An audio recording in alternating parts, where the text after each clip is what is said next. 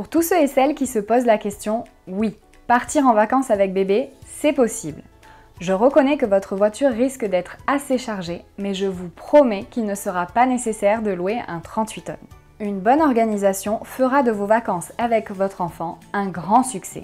Pour cela, je vais vous livrer la liste des indispensables pour la valise de bébé, selon la team Berceau Magique. Tout d'abord, les documents. N'oubliez pas, le carnet de santé, la carte d'identité ou le passeport et la carte vitale de bébé.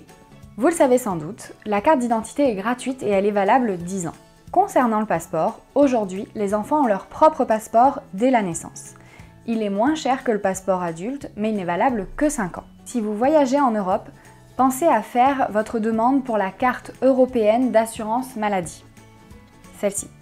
Tout se fait directement en ligne sur le site amélie.fr. Si vous voyagez hors Union européenne, pensez à prendre un contrat d'assistance ou bien une assurance voyage. Pour la valise de bébé, il vous faut un grand linge, qui peut s'avérer très pratique si vous allaitez ou bien pour couvrir bébé s'il s'endort pendant le trajet. Des vêtements, il faut compter une tenue par jour, plus 4 ou 5 tenues supplémentaires pour faire face aux petits accidents. Des sous-vêtements ou des bodys selon l'âge de votre enfant, des pyjamas, des chaussures et des chaussons. N'oubliez surtout pas le doudou, la sucette et l'attache sucette, ainsi qu'une sucette de secours. Je vous recommande également de prendre les 2 ou 3 livres préférés de votre enfant, ainsi que ses jouets favoris.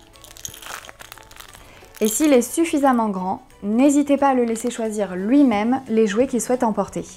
Et surtout, si vous prenez les transports en commun, essayez d'éviter les jouets sonores.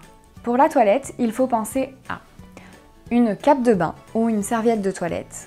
Les hôtels en fournissent bien sûr, mais si votre enfant est vraiment tout petit, il est préférable de prendre son propre linge de bain pour éviter tout risque d'allergie.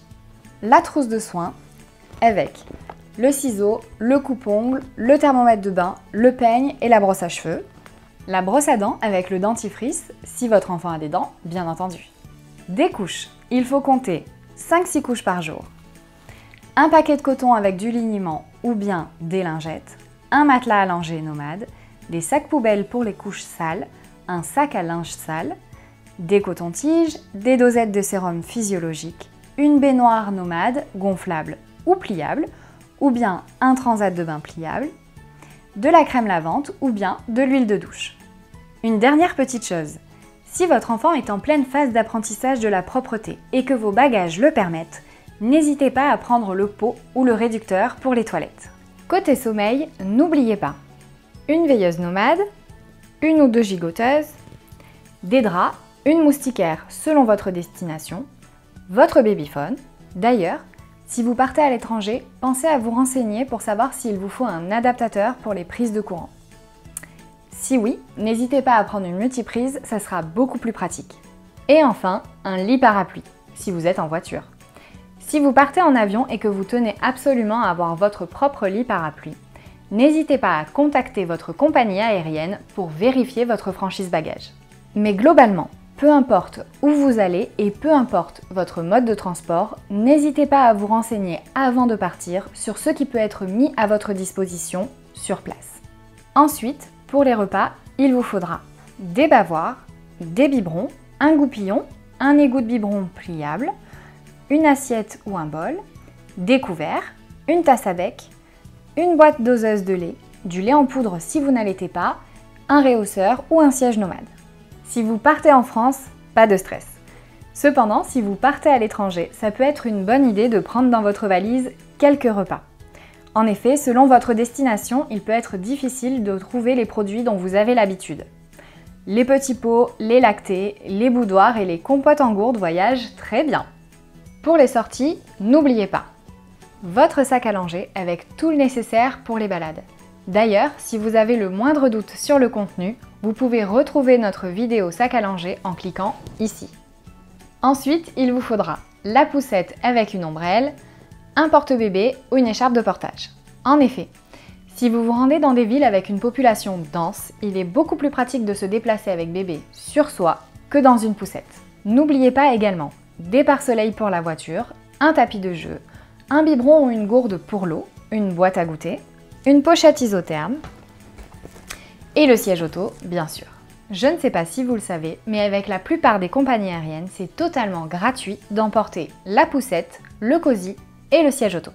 Si vous prévoyez de vous rendre à la plage ou à la piscine, n'oubliez pas de prendre un brumisateur, un chapeau avec des lunettes, de la crème solaire, une tente anti-UV, un maillot avec un t-shirt anti-UV, des brassards ou une bouée et des jouets de plage ou de piscine. Afin de soigner votre enfant si besoin, n'hésitez pas à préparer une petite trousse pharmacie avec du paracétamol, de l'antiseptique, des pansements, un thermomètre, de l'arnica, de l'homéopathie pour les poussées dentaires, un soluté de réhydratation et des produits anti-moustiques. Et s'il suit un traitement, n'oubliez pas les médicaments et l'ordonnance. Vous avez là l'essentiel.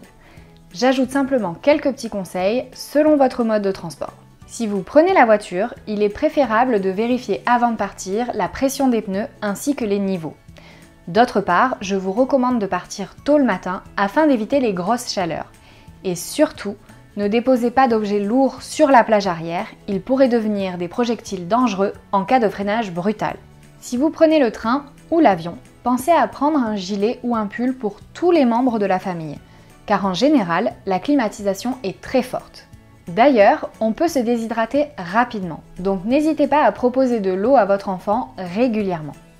Dans le train, installez-le côté couloir si vous pouvez, car l'air froid sort côté fenêtre. Pour un voyage en avion, veillez à ce que votre enfant prenne la sucette au moment du décollage et de l'atterrissage, car la déglutition évite les douleurs au niveau des oreilles lors du changement de pression.